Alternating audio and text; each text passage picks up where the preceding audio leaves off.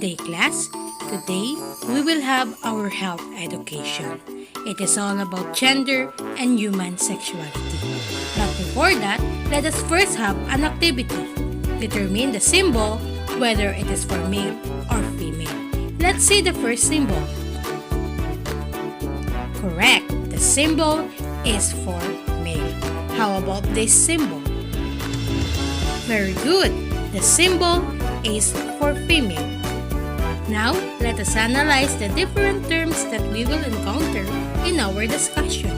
Sex, gender, gender equality, gender role, and sexuality. Now, let us define it one by one. Can you define sex?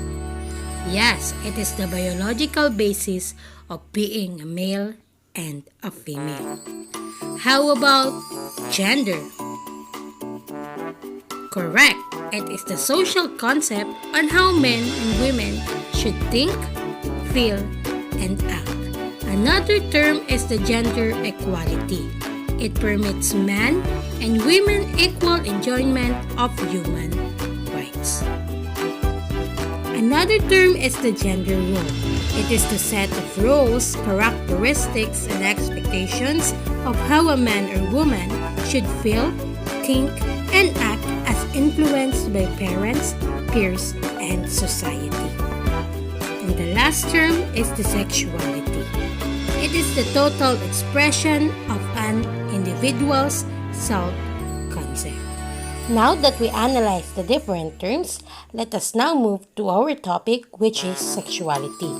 It is everything about being a male or female. Also, it is the most important aspect in masculine or feminine identification. It is the way people experience and express themselves sexually, a natural and healthy part of life. In sexuality, it always involves the following: the name given at birth, the toys play with, the clothes worn, and it also involves the friends play with, and your roles and responsibilities at home. Sexuality provides sense of self-worth when sexual understanding is positive. In sex, it is defined as a major aspect of personality. Sex is a process of sexual development begins from birth to adulthood. Thus, it is a continuous development process throughout life. The purpose: one is to promote wholesome family and interpersonal relationships. Another is to provide you with the knowledge and skills needed to establish and practice helpful behaviors. And last is to produce students who are responsible and have healthy sexuality. Sexuality refers to your total self. It involves the following: your mental self, physical self, emotional self, ethical self, and last is the social self. When we talk about mental self, it is the way you think as a man or woman. When it comes to physical self, it is the way you look as a man or a woman. Emotional self is the way you feel about yourself and others. While in ethical self, it is the way you value relationships.